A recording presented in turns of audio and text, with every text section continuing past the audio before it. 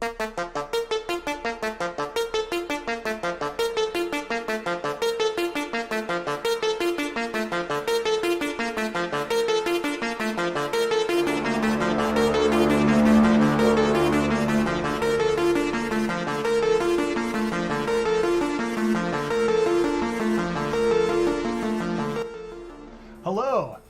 and tonight we're going to be discussing food. Hello and welcome.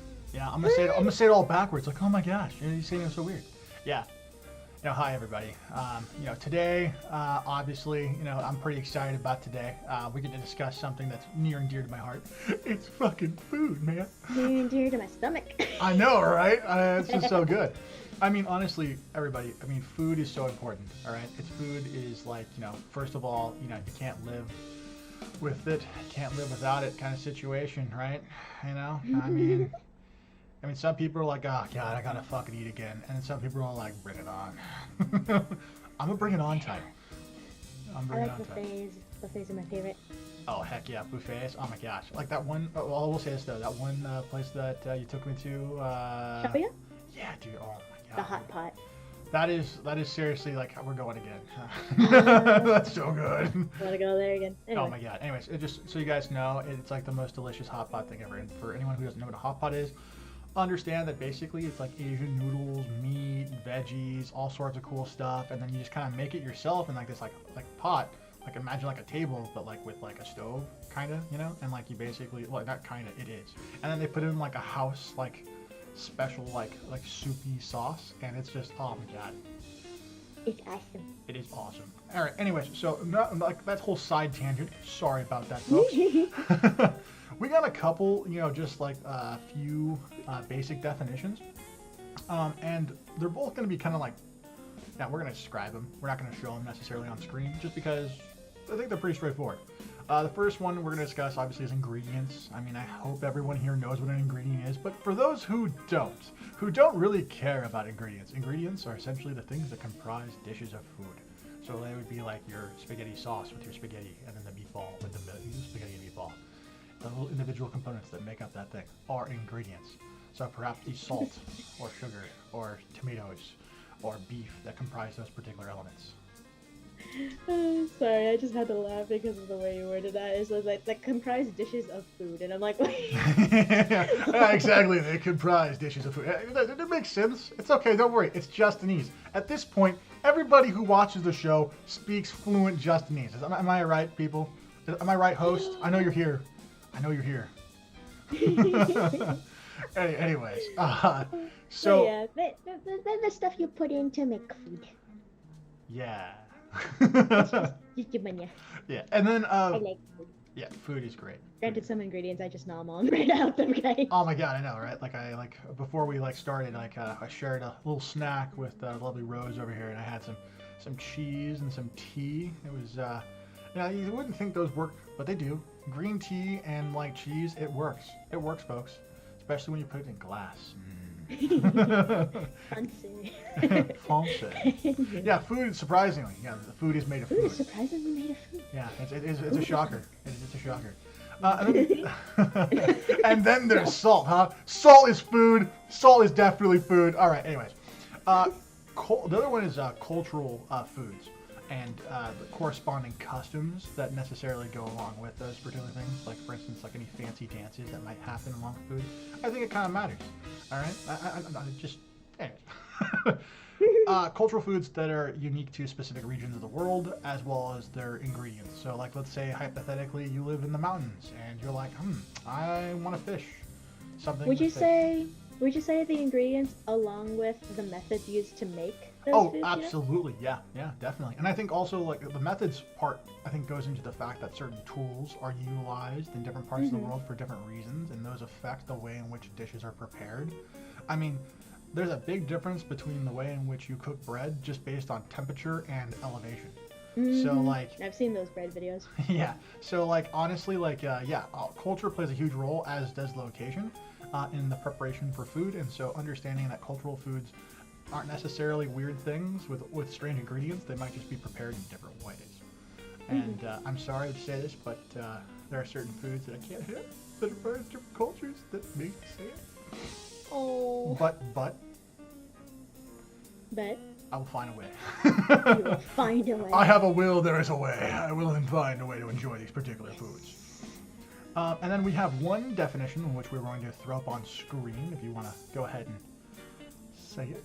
The one today. A charcuterie, specifically referring to a charcuterie board. Yeah, which is like, like a meat and cheese board with like some veggies or something? Mm-hmm. So a charcuterie is a delicatessen. Yeah. Yes. I don't like that word. I like that word. It's delicatessen. I mean, come on. It's a wonderful word. It's so big. And I want to keep saying delicate sin. I think that also it will count. I will count that just because it's hilarious. So a delicatessen, specializing in just meat and meat dishes. Delicate sin. But yeah, a charcuterie board is specifically a board that showcases different types of crackers, meat, deli meats, or sliced meats, and cheeses. And there's another thing too that's very interesting about charcuterie boards. Get in my belly. Get in your belly. Get in my belly. In your belly. Fancy Lunchables is really what it comes down to. They come with crackers and cheese and all sorts of cool stuff, and every now and then you get like these really fancy oranges and stuff. Oh, they are so good. I'm definitely with the whole camp of get in my belly.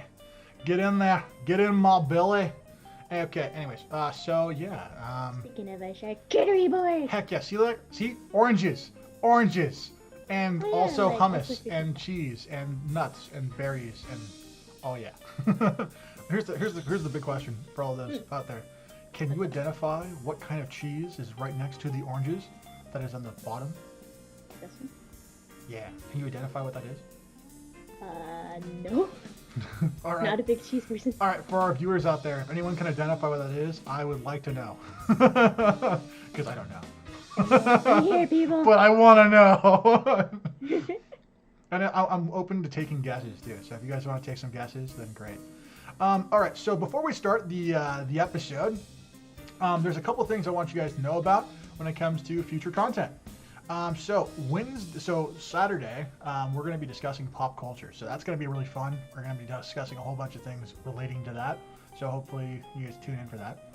On Wednesday, we're going to be doing a special kind of episode. It's going to be a bit shorter than normal. And it's going to be an episode where basically it's called Critique the Show. You're going to literally be like I want you guys to come with questions. I want you guys to come with suggestions for how the show could be improved. And we're going to discuss what we like and what we don't like. And if you can't make it, for whatever reason, just go ahead and go in the comments section and send comments in response to anything you may hear in the moment.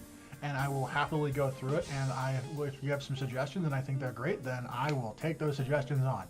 And if you're like, I have so many suggestions, I can't even begin to throw it in the comment section.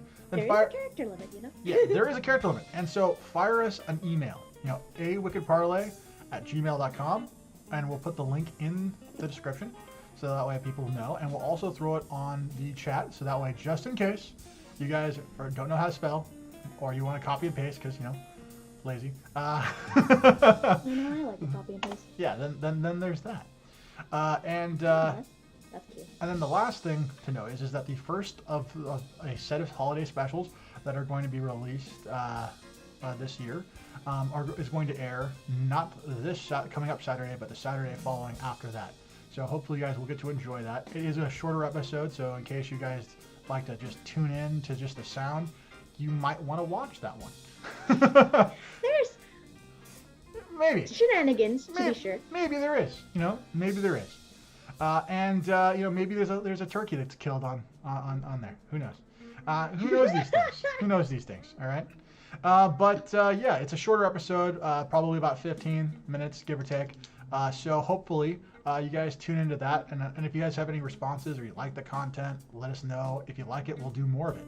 So, hey, just getting all that out of the way. So, I guess one other thing to keep you guys updated on is the monthly challenge. I'm gonna let you know now. This is the first monthly challenge that I actually think I'm gonna fail, and I'm gonna be 1,000%. I kind of already have. There was a day that went by where I did not share a meal with a loved one or a family member. This is incredibly difficult for me because I don't have really that many loved ones, and I don't have that many family that are living, and my family is kind of like shotgun all over the place. So it's incredibly difficult to do this. Yeah, I'm just gonna let you know now. It's not going great. I hope that's not the case for you guys.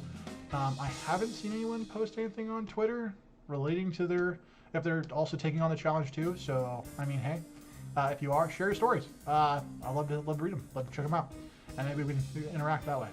All right. With all that being said, we're gonna go to a 2-minute break before we get into the episode. So we'll see you guys all in 2 minutes. Food.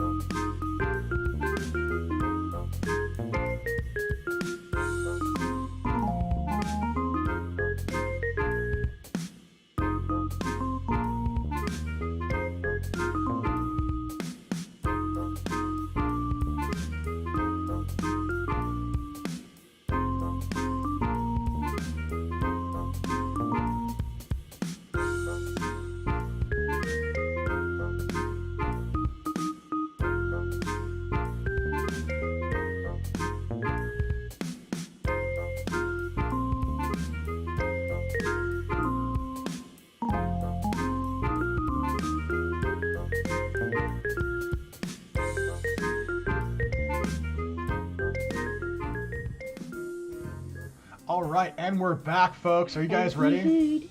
Oh my God. I'm always ready for food. You're always ready for food? I'm always ready for food. I'm also always ready for food. The only thing missing from this episode, honestly, is just me not having food on hand to eat on air. How dare. I know, right? I mean, like, I should just get like a giant buffet and just lay it across my desk and just be like, all right, folks, we're all going to go ahead and... I mean, hell yeah, no. even down to the chopsticks, 1,000%. I mean, like, I'm terrible at it. I'm like, oh God, I'm missing stuff. But like, it's okay. Like, the attrition rate of the food that misses my mouth versus the stuff that goes in is probably not that bad. So. All right. All right. So what is the first topic? What we're jumping into? Yeah. So real quickly. So we've got a loaded question. We've got a loaded topic heading here. Oh, okay. Here we go. Starting off with the big one, guys. Oh man, bring out the big guns. Bringing out the big guns. How does food reflect the culture it comes from?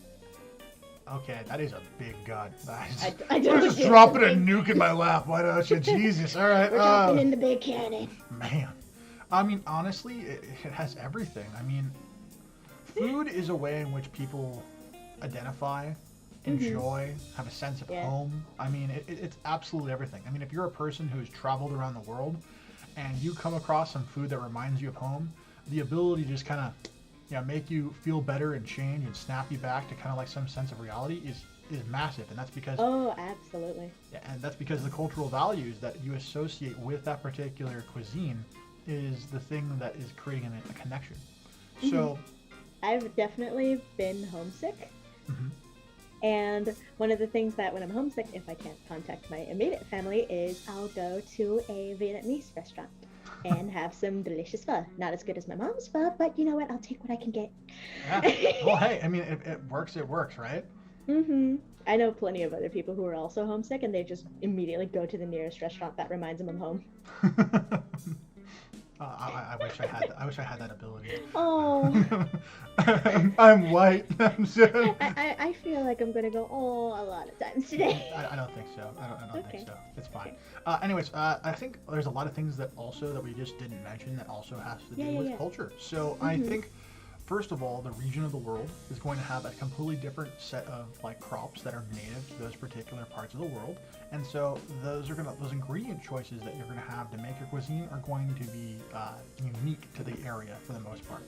Before the days of Amazon and other shipping of food, most foods were typically, considered to be kind of like only in certain parts of the world because they could only get those kinds of foods in certain areas. And so there are some ways in which I think culture also plays a role, but also just simply location. Proximity affects culture as much as, what else, is going on there. So, also, another thing that's culture is kind of interesting is that, like, let's say you're particularly religious. Certain religions regulate and deny, or they consider certain foods holy. I'm not sure if you're Hindu or not. But if you're Hindu, cows, beef, that's a big no-no. If you're Jewish, then pork is a big no-no. And so, certain parts of the world, deny certain, food options to those people because of those religious reasons, and religion, of course, is intimately tied to culture. And so those particular things are, I think, somewhat obvious, but yeah. I mean, we could probably talk about this a lot more, but is there anything specific that you can think of culturally wise that kind of like makes sense that you latch onto? No, that's interesting. For me, it's kind of the passing down of cooking methods. Like, a lot of things are getting lost nowadays. Like, for instance, butcher shops. Oh, no, I know, right? There's one really good butcher. Like, it's such an interesting thing, but not a lot of people are interested in butcher shops, and finding a good butcher is so hard nowadays sometimes. So, like, techniques that are being lost because of the expediency of what we've done, the machinery, the industrialization, and the instant shipping of already processed food. Yeah. Like, yeah, it's like easy, but we're losing quite a lot of history because we're losing those techniques and whatnot. So your feeling is that like culture is being slowly like lost and stripped away based upon the Some creation parts, yeah. of industrial, like. It's not just industry because of course, like, you can work alongside industry, but I feel like people are relying a lot on industry. I'm gonna say something that's probably considered somewhat unfavorable, but sure. Could you think that it has anything to do with feminism? I never really thought about it. I'll have to get back to you on that. But like, is there a particular? Is there a particular reason? There's a total reason for this. Like, the reason why I say that is because, like, in the West, there's certain gender roles that for a long time were kind of followed. And those particular roles kind of elicited specific responses and certain jobs that people kind of had to do. And with women, it was typically a combination of household stuff. Among them had to do a lot with the cooking of food, the preparation of food for a very long time. And so I wonder, with these, what I call woke women that don't really want to cook for nobody, that maybe that might be a part of the reason why these things happen. Like, it might be one part, but I don't know if it's, a good majority of it. Oh, I'm not placing whole blame here. I know, but like, when I look at Master Chef, Iron Chef, a lot of those people are men. Well, anyway. That's because, there's different reasons for that. But yes, I agree with you 100%. Like, when it comes to culinary... It's like, it might have a part of it, but like, I don't know how much is due to that versus other things. Yeah, I'll definitely say this. Like, in the professional world, from what I know from talking to people who are chefs and stuff like that, there definitely appears to be a level of sexism that goes on in that particular part of the world, which does explain a predominance of men in certain positions. And granted, I will always enjoy watching Gordon Ramsay. He's awesome. He's awesome. But yeah. Anyway. Oh yeah, I definitely know that about England. Christ. What? England has... they have to actually, there's a certain time of day, because everybody turns on their kettles for tea time, they actually have to put more power into the electrical grid, or it's just immediate blackout. There is an actual time. I don't know what time, but for an hour or two, they just have to send more power to the grid or it goes down. Oh, wow. Okay. Everyone just had to have their tea at the same time. And it's like the fact that they can actually time that. It's not like everybody's putting tea on at different times. It's this one time everybody does it. It's tea time. It's pretty much, yeah, it's tea time. The tea time power drill. All right. All right. So what's another topic that we can kind of like sink our teeth into? So you mentioned before, like obviously the location deals a lot with, you know, the ingredients that are there, the methods that are there. Mm-hmm. In comparison to like historical times and modern times, how different is like food and the access to that food? Like obviously we can ship things, which means we have access to more food. Like I think we were discussing this before, when you could go from one city with one set of restaurants and whatnot, and different communities who go to those restaurants, and then you go to one city that's not even half an hour away, and it's completely different. Mm-hmm. Okay, yeah, I mean, all right, so this is kind of like a two-part question.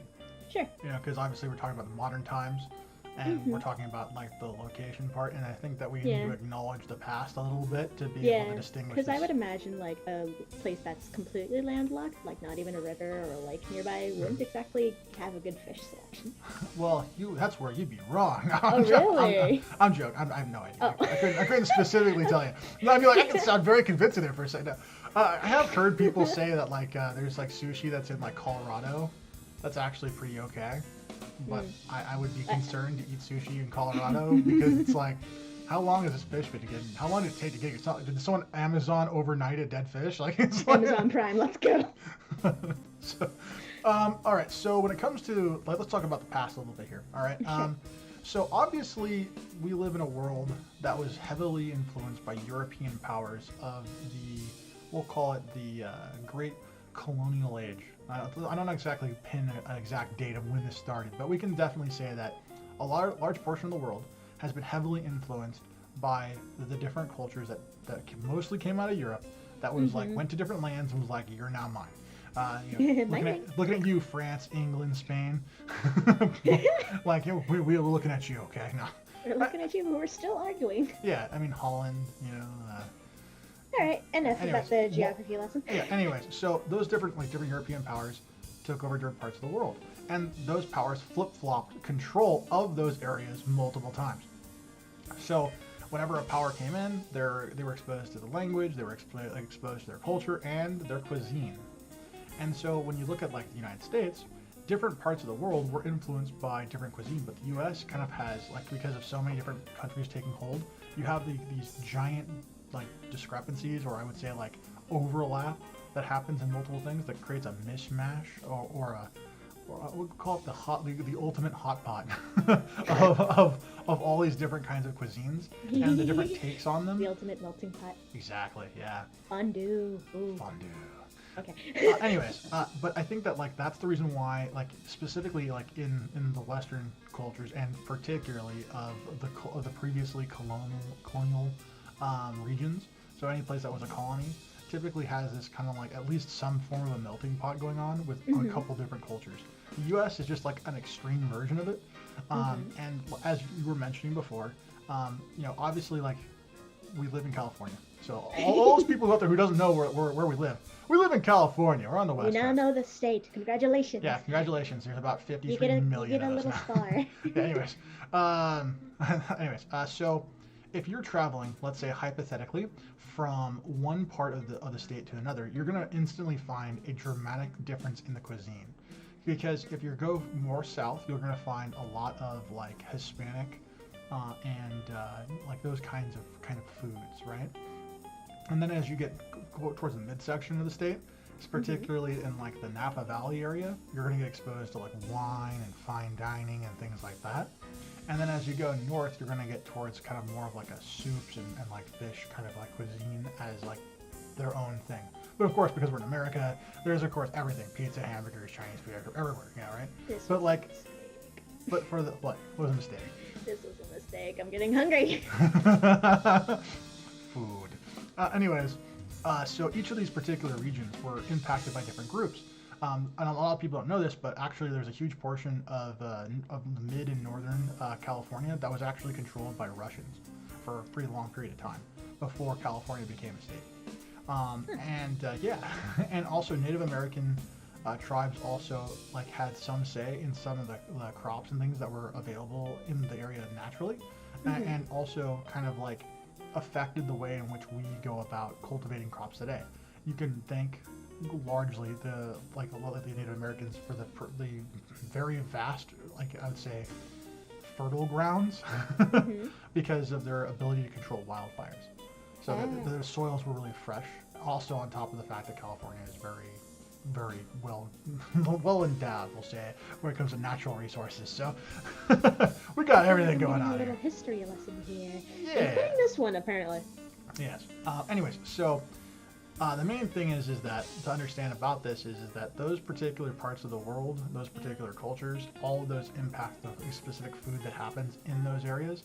And so how does it affect your modern choices today? Well, it means that you have an infinitely larger array of choices than your ancestors automatically because of the way in which we distribute food around the world. Also, more importantly than even all of that, is the fact that we get exposed to every single culture's type of food for the most part. Like, you've at least tried a potato, a tomato, a radish, a pear, all the different kinds of apples that exist. You know, I mean, all various forms of barley and wheat and corn and everything in between that you can possibly imagine that gets cultivated. Well, they don't all form from one area in the world. They come from all parts of the world. And you'd be surprised to find out where some of these foods originate, because they might originate in places like South America, and you're like, oh, I had no idea, you know? And those kinds. How is that? It's food and it's yummy. Exactly. And so, like, at the end of the day, like, I think the way in which it affects you today is you have more options. You have a greater accessibility to food than probably ever before. And if you live in the United States, then there's so much food in the United States that we literally throw away 30% of all food that's grown. Get me started on this one video that made me absolutely disgusted. It was essentially I can't remember it off the top of my head because I watched it like 5 years ago. But it was absolutely disturbing. It was essentially they kind of they bought a number of eggs equal to the number that is thrown away and wasted. Oh, no. And they kind of just dumped it on the floor. And I'm just like, what? No, it's a waste of food. Exactly. There are people who are starving. No. Exactly. It made me upset, to say the least. And I'm just looking at all the eggs, and it was like not like the floor wasn't exactly small. It was like a warehouse floor, and it covered like all the egg yolks and egg whites spread out to cover pretty much the entirety of that floor, and I was so disturbed. That is crazy. That is crazy. Like, you know those big trucks that can take their trunk bed and like move it up and tilt it upward to like start dropping stuff? Yeah. It was one of those, and it resembled something of a similar size to like a cement truck. Holy crap. That's how many eggs were in there? That's crazy. That's Post, when it comes to potatoes from Peru, I'm curious, do you know the actual type of potato that comes from Peru? Because there's many forms of potatoes. And also... All the potatoes? Huh? All the potatoes? There's so many potatoes out there, honestly. So live fish are transferred via metal tanks to on trucks. Yeah. Okay. All right, that makes sense. All right. It doesn't work on trucks, I can tell you that. I guess Amazon. Amazon. You know, an Amazon truck filled with like fish. There's like the drivers just like go by. It's like there's an aquarium in the back. Okay, just really one quick thing, just last thing. Okay. Before we head on to break, do you think you can, if you look at what a person buys or eats, do you think you can figure? Do you think there is anything implied about their particular lifestyle? Oh, for sure. Are you kidding me? Like, okay, all right, let's put it this way. All right, so you see a person like, how much do you think? Okay, all right, I'm going to use some language that might be offensive, but honestly, we're on a channel. You know what? I don't give a fuck. as you guys all know from the swearing. I mean, thing. we had a swearing Okay, episode literally last So week. if you see a great big fat person like maneuvering around a cart and they're just filled with processed food and sugar, I think you understand why that person's that way. in the same sense that when you see a super toothpick little tiny girl and she's pushing a cart filled with nothing but green veggies, you also understand how that happened. And like when you see like a bodybuilder, when you see a bodybuilder like going around and you see it's like filled full of like protein, like steaks and hamburgers and stuff like that, you're like, okay, I see what's going on here. So like, yeah, I think honestly, food like what you buy and what you put in you matters so much. It literally will. More people lose weight in the kitchen than they do in the gym by simply changing what you eat and how much you eat, and then increasing the amount of water you consume. You could lose a lot of weight, and I speak from experience. Yeah, as we found out from the no sugar monthly challenge. Yeah, I lost like 15 pounds, guys. It was like a lot. Sorry, I had to laugh earlier because what you were saying about like you can tell what their health and what stuff is like, and the joke was you can also kind of tell who's the poor college student by like the instant food stuff. It's funny. It's a stereotype that it's like I'm also a part of. I'm a poor college student and I still don't buy top ramen. Actually, that's not true. I do buy top ramen, but I don't eat it. People come over to my place and they eat it, and people know that. And anyone who watches this, you know who I'm talking to. You know exactly who you are. All right. Speaking of health, we're actually going to be talking about that after the break. So. Okay. All right. Looks like we'll have some fun with that. And thank you, host. Peruvian potatoes are purple, aren't they? Thank you, Google host, Google edition. We'll see you in 2 minutes. Send us a picture. Send us a picture. Bye. Bye.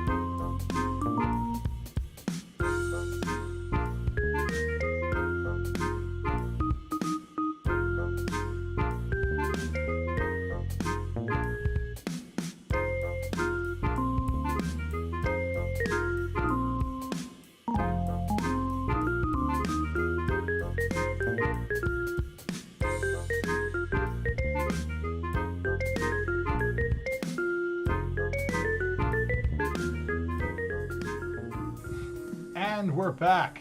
All right. Okay. So now that we've had some time to talk about cultural foods, we're going to take a look at the health viewpoint. Huh? Everyone's on the health kick. Woo. Yeah, that's right, folks. You're not eating enough veggies. No. Not eating enough healthy food. You gotta have healthy food, folks. You gotta have healthy food. You gotta make good decisions in life. Otherwise, your life will be short. I'm sorry. I don't mean to call people out. I'm looking at you. You know who it is, Mister. I'm having a pizza every fucking day. All right, we know who it is. just stare directly into the camera. You know exactly. You know exactly who it is. You know exactly who it is. Everybody knows that one friend. Yeah, the one guy you're like, that guy is like, if you stuck him in the leg, you're like, Mountain Dew just starts squirting out. You know? Don't get me started. Or root beer. Sunny D. Oh, you are Sunny D. I know. But you didn't do it by choice. You did it because that was the only thing there was to drink. Dude, the crate of freaking Sunny D. Yeah, my immediate family shoved 2 full Costco cases of Sunny D at me and would not take no for an answer. Like, I took it out of my car and then they put it back in my car. Yeah, that's just it's a lot of Sunny D. The crazier thing is that she drank it in like a month. Like that's the crazier thing. Okay, like I only had like 2 a day. Do the math. I sense it was more than 2 a day, considering those cases are like 48, I think. I think so. Yeah.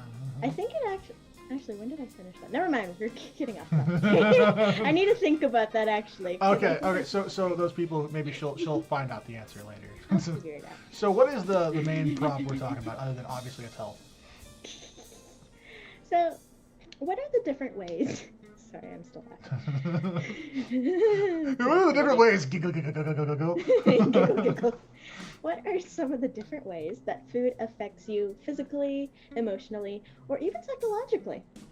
Okay, all right, so I'm going to tackle each one of these individually. One at a time. All right, so physically, all right?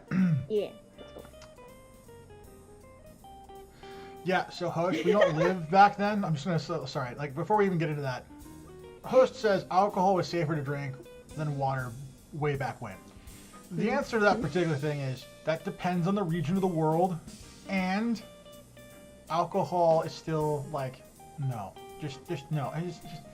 That's a way that those who drink copious amounts of alcohol can feel good about themselves.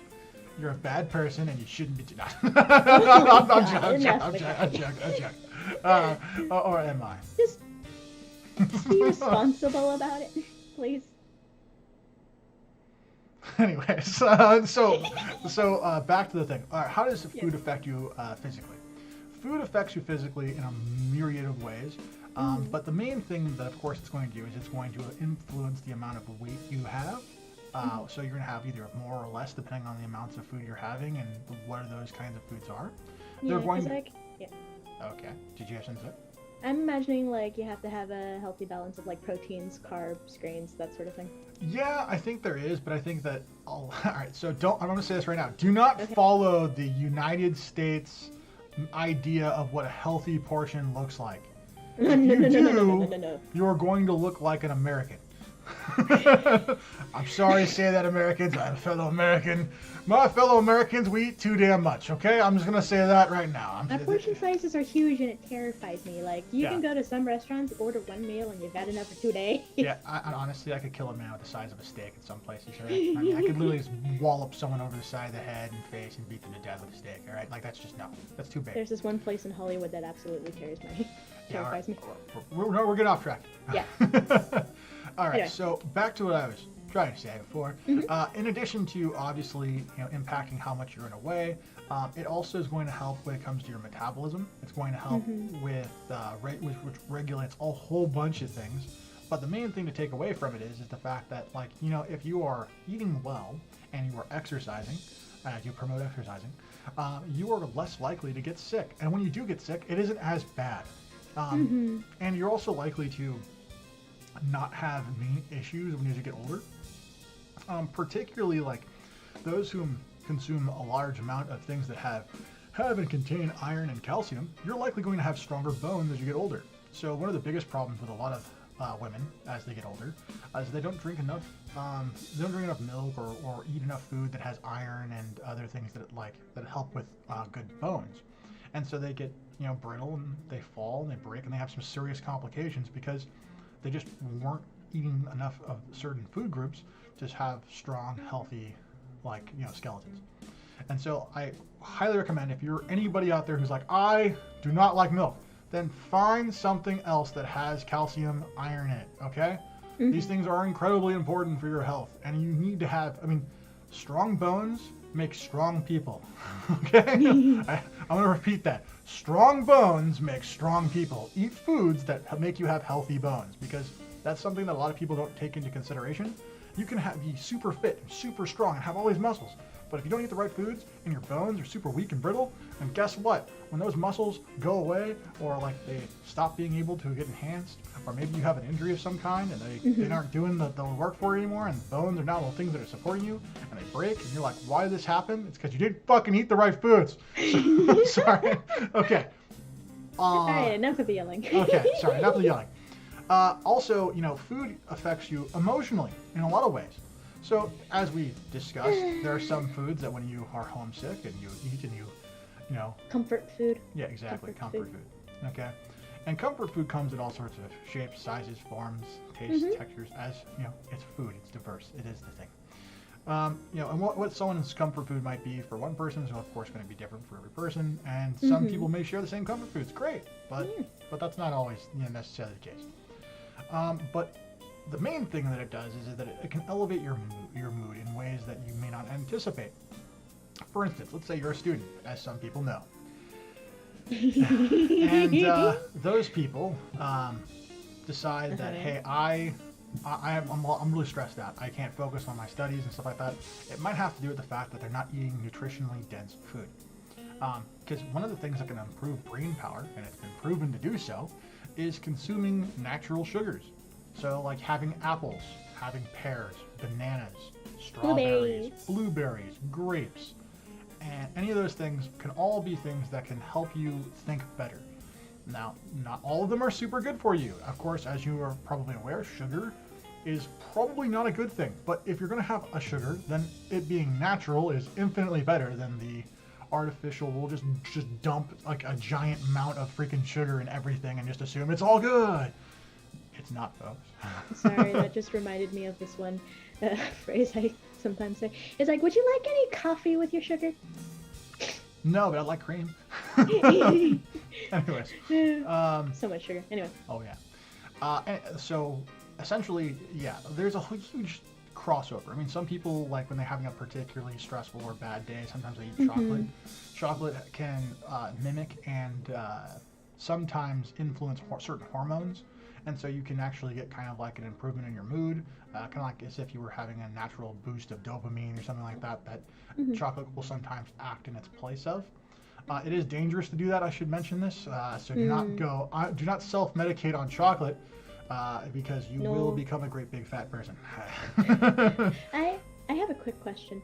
I don't know if this is more for the emotional or the psychological side, so you can probably tell me. Haven't gotten to psychological yet, but we'll see. Yeah, we'll see. So it's like, we can leave it for either this section or the next section, depending on where it is. But I know a couple of friends who use cooking as a de-stressor, like to decompress. I don't know which one that follows under. I think that's probably a little bit of both. Okay. but I can talk about it to some extent. Yeah, I mean, like, honestly, like, cooking is a way of getting back to your roots in some ways. I mean, a lot of people, like, not everyone, of course, because some people have different lives. But a lot of people learn to cook from their family members. Sometimes maybe it's a family member who's passed, like a grandparent or an aunt or an uncle or something like that. And it's a way of reconnecting back with those particular people, whether they're alive or just far away.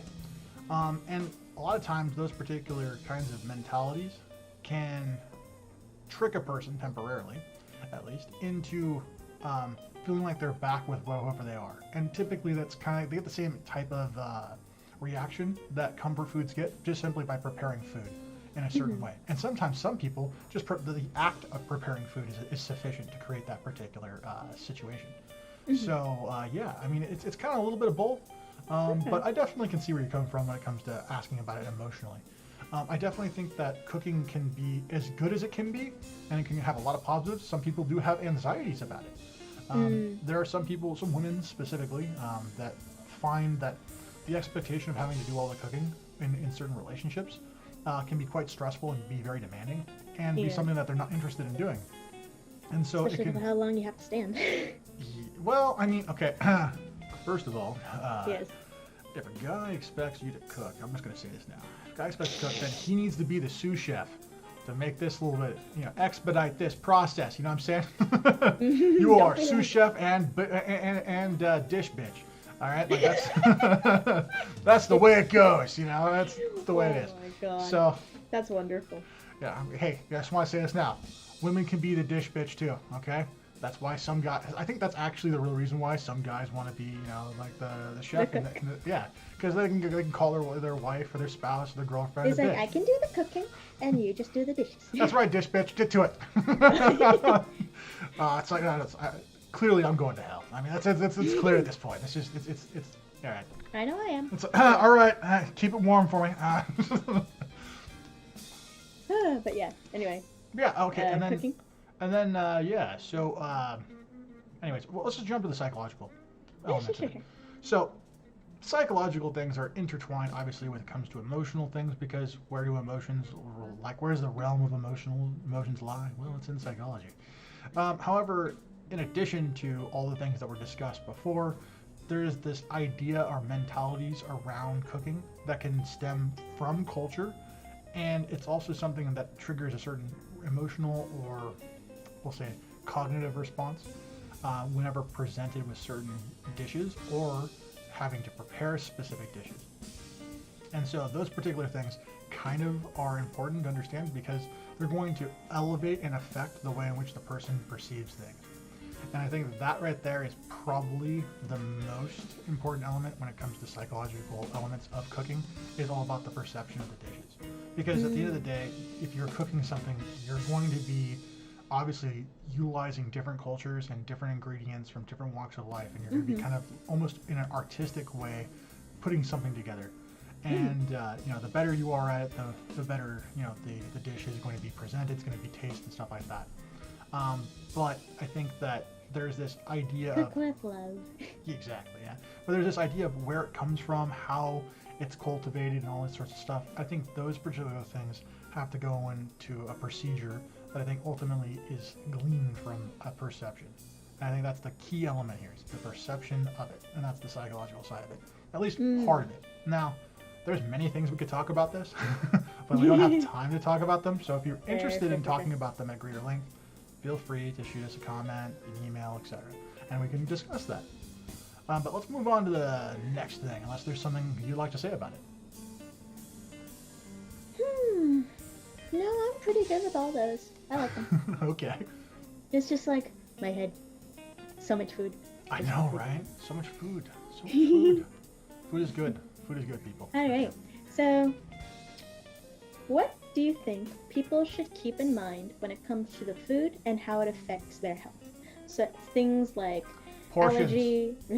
Portions. People, portions. No, sorry. Okay, sorry. Proportions. Finish what you're saying. But like proportions for one, because by God, the portion's huge here. Mm-hmm. Like things like allergies, sensitivities. If you're not careful, you might eat something you're allergic to, and depending on the reaction, you could potentially die. Meat, cabbage. Yeah, we're keeping you away from cabbage. Yeah, sorry. Yeah. Keep but me like, safe. what other thing? Yeah, but like, what other things should people keep in mind? Like, maybe when it comes to, I've seen some people who think they're okay with just salads, and I'm like, no.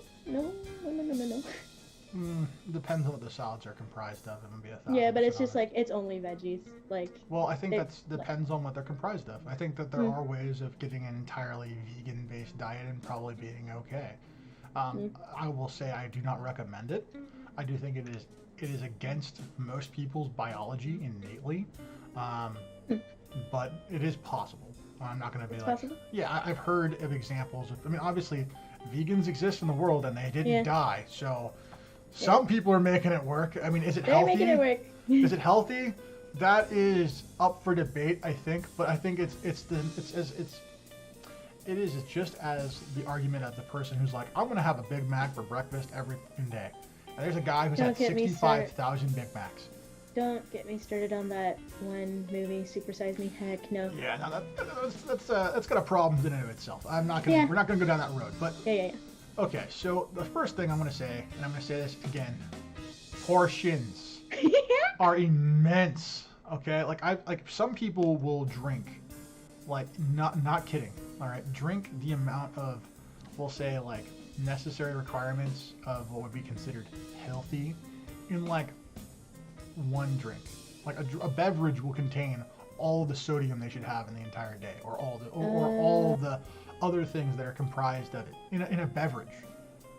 Like an example of this is that if it's anyone, I'm sure I'm sure every person here has consumed soda. Every single one. I'm looking at you. Like everybody here. I'm feeling attacked. Oh, not just you. I'm looking at everybody here. Okay.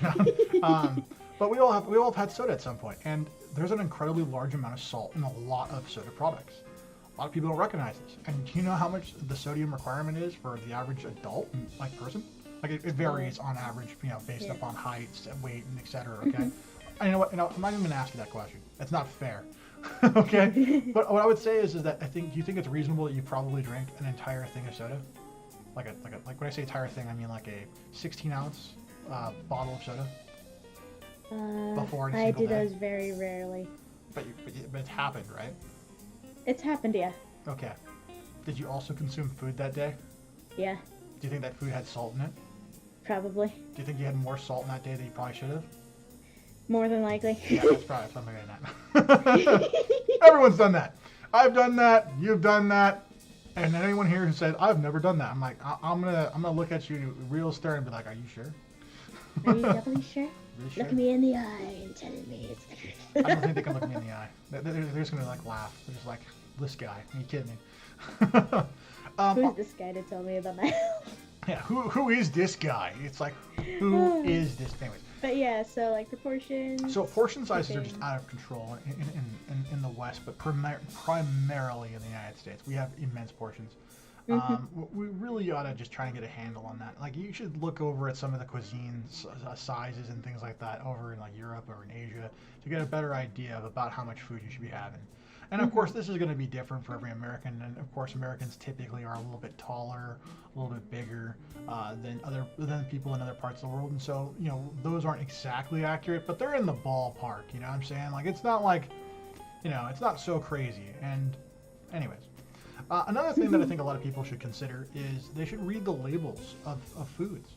You should look at what the ingredients are. If you see like what looks like a chemistry set, like on the label, little symbols. Yeah, maybe that's a sign of maybe you don't eat that often of that. I'm not saying never eat it, but I'm just saying like you probably shouldn't eat it in large amounts. Like if there's more than 4 or 5 ingredients to the particular dish that you're having, and it's like pre-prepared or something like that, you really shouldn't have it. like really, you shouldn't have it. Also, I think that there's also this notation that if you want to eat like healthier kinds of foods, that it's automatically going to be bad. That's just simply not true. I mean, like there's, in fact, what I actually find is that when I stopped eating sugar, food tasted a lot better. Things were surprisingly sweet before they were kind of bland. And I noticed that like I could detect certain textures when I was eating that was very enjoyable. That sounds strange, but like, I'll give an example. Like a tomato, like to me it was just mostly like water, and it was kind of it, right? A little bit of crunch here and there, but there was more textures involved in that, and like I actually enjoyed eating that, and it was like really good. So that's kind of reason why I kind of went. I've actually kind of more or less stopped eating a lot of sugar often. I'm not zero, but like I've super cut it down than what I used to do. So. Just because I noticed that change, and I really like that. I mean, I really like the way avocados and tomatoes taste when you don't have a lot of sugar. Yeah, I also think that like find ways of getting diverse sets of proteins frequently into your diet. You don't have to just eat red meat or like poultry or fish. You can have peanut butter. Peanut butter does have a lot of sugar in it. If you get like the Skippy giant jar, but if you go to like a Whole Foods or like some sort of local grocery store and they grind up your actual peanut butter, that actually is probably pretty good and not too bad for you, and something that has protein in it. Broccoli has a surprisingly large amount of protein in it. So if you like broccoli or you want to like broccoli, have broccoli. Broccoli is good. And if you want to make broccoli taste better, put a little bit of salt and pepper, a little bit of cheese on top. Steamed broccoli with cheese like that is pretty cool. I like boiling it. It gets it nice and green and hecka crunchy. Yeah, me too. I'm definitely a boiler, but I'm just saying, like people who like mushy stuff, you know, Mm-hmm. it can be kind of like a substitute for those kinds of Throw it things. into the steamer basket of a rice cooker, and it's you got broccoli and rice. Yeah. And I would say also, the other thing I can say is that just highly processed foods, like frozen foods, get a bad rap for a lot of reasons. And I'm not saying that they're perfect, but frozen foods aren't nearly as bad as people say. But what really is bad is like foods that are like, when I say frozen foods, I'm referring to like peas, carrots, broccoli. Oh, frozen veggies and yeah, stuff. Frozen veggies and stuff like that. Oh, but what I'm saying is highly processed foods. Like let's say like one of my guilty pleasures, of course, is a DiGiorno stuffed crust pizza. Oh, are you talking about like the frozen meals? Yeah, I'm saying frozen meals, you shouldn't have those. Those are bad. They're chock filled with full of just preservatives, salts, like way too much calories, and they're never filling. Like you can never go, I'm gonna get one of these and I'm gonna be good. No, it doesn't even satiate. It's like you have to have like several of them to feel satiated by them. And especially for some of the items. Yeah, and by the time you've gotten through it, you've consumed like 4,000 calories. Yeah, and it's like, oh, it's like, you wonder why Americans are fat. It's like, that's why. I mean, like, come on, you guys are eating junk. So, anyways, that's funny. But yeah, that's what I think, should be at least kept in mind. Mm-hmm. In addition to obvious things like if you're allergic to certain things, get tested, go to a doctor, etc. If you're sensitive to certain things, then don't eat it. Mm-hmm. Looking at you, who they are, who are sensitive to pineapple. Lactose intolerant people. Lactose intolerant people, people who can't handle alcohol, most Asians.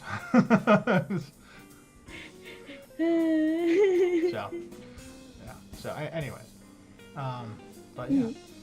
What's the next talking point? Like, what's the one we're gonna end on? Yeah, sure. Let me. Ooh. And yeah, that does sound delicious, host. That does sound I'm there. good. I'm there with you on that. That looks good. I may make that later. All right, let's end this on a fun one. All right. What are some interesting facts that you might know randomly about food and maybe its benefits, like anything with medicinal properties, or ones that like taste funny, or ones with really strange looks and appearances or names? Sure. Yeah, I'll start off with something that's considered bad. Spinach. Okay. Spinach actually creates carpal tunnel in your hands. So if you're someone, if you work with computers a lot, and you're doing a lot of typing, spinach can actually create carpal tunnel more readily because of the types of it leaves markers and traces in your bloodstream that actually create antigens and little problems, we'll say, like local clumps and stuff that actually creates like symptoms of carpal tunnel. And if you don't eat spinach, after having had spinach for a long period of time, you'll notice that the pain in your wrist as you're typing starts to become sort of alleviated a little bit. My brother and his wife ran into this particular thing. I was like, that's really strange. And then like they stopped eating it and it went away. And I was like, oh my gosh, wow, that's a thing. For me, one of the things I found out, funnily enough, through Minecraft is don't feed birds cookies unless they're specifically made for birds. What? Why? It will kill them. Is it the chocolate or sugar or? It's probably like one of the ingredients. It's like mostly the way I found it through Minecraft is because you used to be able to feed the birds cookies in the game, and they had to patch that out because people were actually doing it for their birds and killing them.